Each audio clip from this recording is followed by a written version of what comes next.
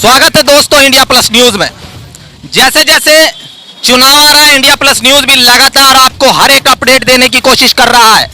इसी सिलसिले में आज मैं समाजवादी पार्टी मुजफ्फरनगर महावीर चौक पर मौजूद हूं। यहां से हम लगातार कवरेज देते रहते हैं, क्योंकि समाजवादी पार्टी जब जब कोई कार्यक्रम करती है तब तब यहां पत्रकारों के द्वारा आपको अपडेट दी जाती रही है।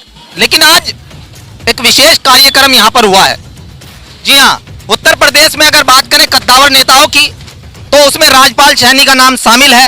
राजपाल सैनी जो कि मोरना से विधायक रहे और बसपा सरकार में मंत्री रहे और राज्यसभा सांसद रह चुके हैं। सबसे बड़ी बात अगर मैं बात करूं, मैंने बचपन में देखा है कि कई बार उनका हमारे गांव में भी आना हुआ, ये मेरी अपनी व्यक्तिगत राय है।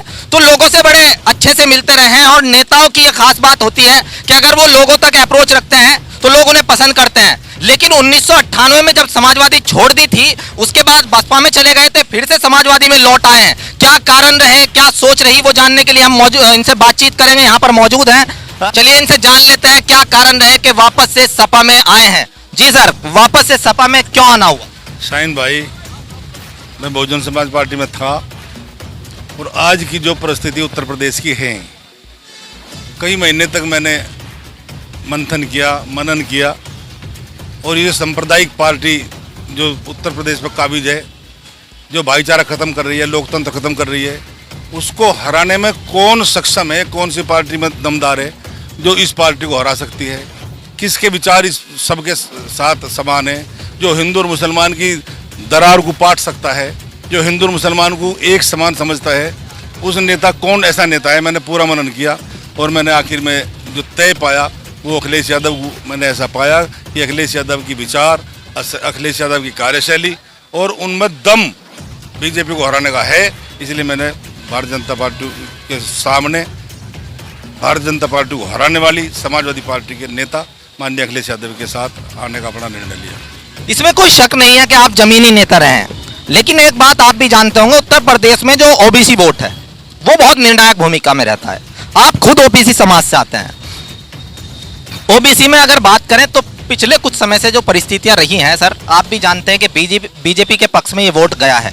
कितना प्रयास आप कर रहे हैं इसे वापस लाने का समाजवादी पार्टी के पक्ष में? शाहीन भाई, 2007 में ये अति पिछड़ा बहुजन समाज पार्टी के साथ लगा, सरकार बनी। 2012 में समाजवादी पार्टी के साथ लगा, सरकार बनी। फिर एक ऐसा तूफान और ऐसी दरार हिंदू और मुसलमान के बीच में डाल दी।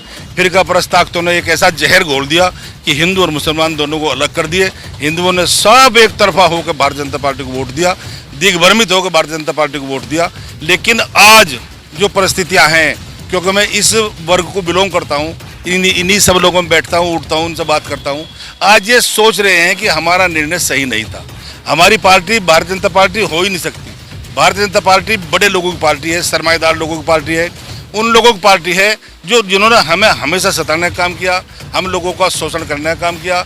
आज ये अति पिछड़ा वर्ग ये समझ रहा है कि हमारा स्थान अगर कहीं है तो वो हमारा स्थान समाजवादी पार्टी में है और हम प्रयास करेंगे। मैं नहीं कहता कि 100 के 100% अति पिछड़ा हम समाजवादी पार्टी के साथ जोड़ देंगे, लेकिन जब लगेंगे, जब आप जैसे भले लोगों का हमें सहयोग मिलेगा, जब अपने समाज में अपने लोगों में जाकर बैठेंगे, उन्हें बताएंगे हकीकत क्या है, समाजवादी पार्टी के क्या नीतियां हैं और क्या भारतीय जनता पार्टी की हैं, जब उन्हें बताएंगे तो मैं दावे के साथ ये कह सकता हूं कि वे लौट कर फिर समाजवादी पार्टी में आएंगे। अच्छा सर, आज देखा गया कि 3 कार्यालय यहाँ पर कंबाइंड है।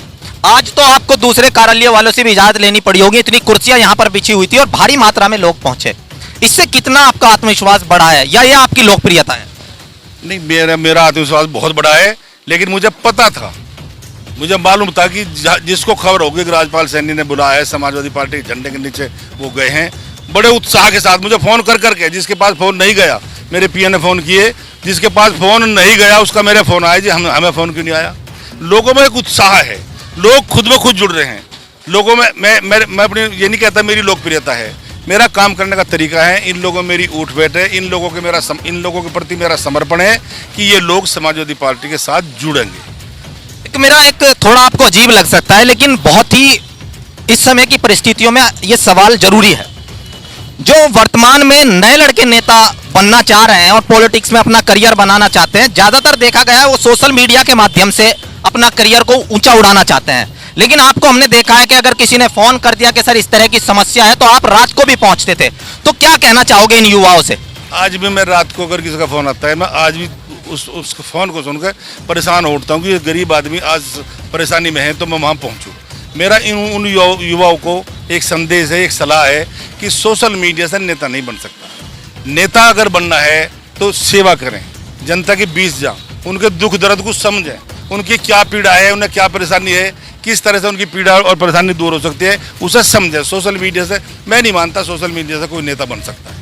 आपका बेटा शिवान जो खतौली से लड़ा था और लगातार राजनीति में सक्रिय है, उसको किस तरीके से आप लेकर चल रहे हैं और क्या देखते हैं कि पिछली बार जो असफलता थी इस बार सफलता में बदल पाएगी? 100% सफलता में बदलेगी और उसे वही सीख जो मेरे अंदर है, वही सीख उसे दी है कि गरीब का सम्मान कर। गरीब आदमी जो पीड़ित है, चाहे वो हिंदू है चाहे मुसलमान है, हिंदू और मुसलमान से ऊपर उठकर एक इंसानियत की राजनीति कर। हिंदू भी हमारे भाई है, मुसलमान भी हमारे भाई है। हमें मुसलमान भी मोहब्बत करता है, हमें हिंदू मोहब्बत करता है। इसलिए मैंने उसे यही सीख दी है कि दोनों को बराबर समझ के कि दोनों हमारे भाई हैं, एक दायां हाथ है एक बायां हाथ है, दोनों के बिना काम नहीं चल सकता, एक हाथ से कुछ नहीं कर सकते, दोनों हाथ से करते हैं। हिंदू और मुसलमान दोनों हमारे हाथ हैं, यही मैंने उसे समझाया। गरीब लोगों की मदद कर, मीडिया से दूर, इस सोशल मीडिया से दूर रहे, लोगों में जा, लोगों की समस्याएं सुन और उनका समाधान कर। अच्छा, मेरा अंतिम सवाल आपसे, बहुत महत्वपूर्ण सवाल है सर। उधर किसान गाजीपुर बॉर्डर पर बैठा हुआ है, किसानों की नाराजगी पश्चिम में देखने को मिल रही है। इधर हम जब आम जन से बात करते हैं तो वो सुरक्षा जो उन्हें दी गई है भारतीय जनता पार्टी के द्वारा, कई चीजें जो एक जैसे डला उठाओ तो वो जाके बदमाश के लगता था, वो खत्म हो गया है। उस तरफ तो ये नाराजगी, इस तरफ ये सुरक्षा, और अगर बात करें महंगाई की, इन तीनों चीजों को अगर मिक्स करके मैं आपसे पूछूं कितना प्रभाव 2022 पर इन चीजों का पड़ने वाला है, तो क्या कहना चाहोगे आप? पूरा प्रभाव पड़ेगा।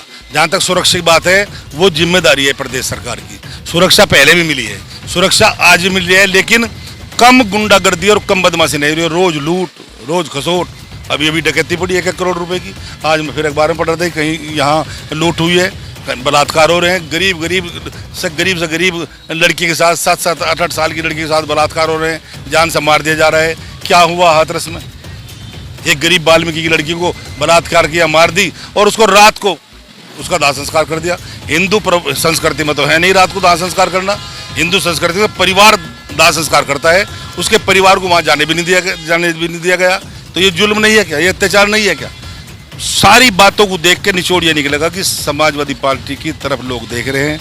समाजवादी पार्टी का, क्योंकि पहली बार मुख्यमंत्री अखिलेश यादव जी थे, फिर दोबारा बनने जा रहे हैं। बहुत मंजे हुए नेता हैं, बहुत समझदार नेता हैं।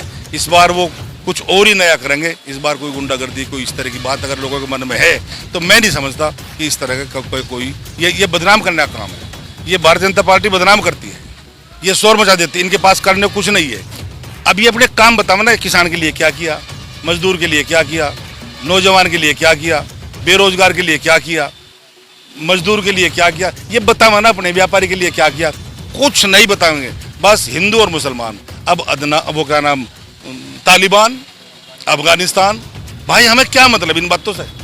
दूसरा देश, राष्ट्रीय सुरक्षा का मामला तो है ना। सुरक्षा तो मोदी जी बैठे देखें, इन गरीब लोगों को क्या मतलब है उनसे?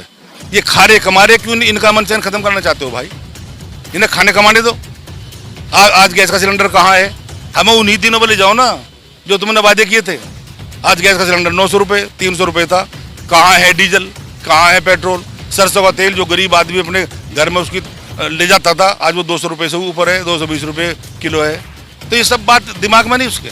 चलिए सर, अब बातचीत को समाप्त करते हुए मैं आपसे पूछना चाहूँगा, आपके अनुभव का कितना लाभ इन लोगों को मिलने वाला है? अभी हमने देखा 15 अगस्त को एक व्यक्ति तो राष्ट्रगान भूल गया समाजवादी पार्टी का, और अगर देखें तो एक बयान दे रहा है कि वो तालिबान ने सही किया, और अगर देखें तो कई चीज़ें ऐसी सामने आती रहती हैं जो कहीं ना कहीं विचलित करती हैं। सर, तो आपके अनुभव का कितना लाभ मिलने वाला है?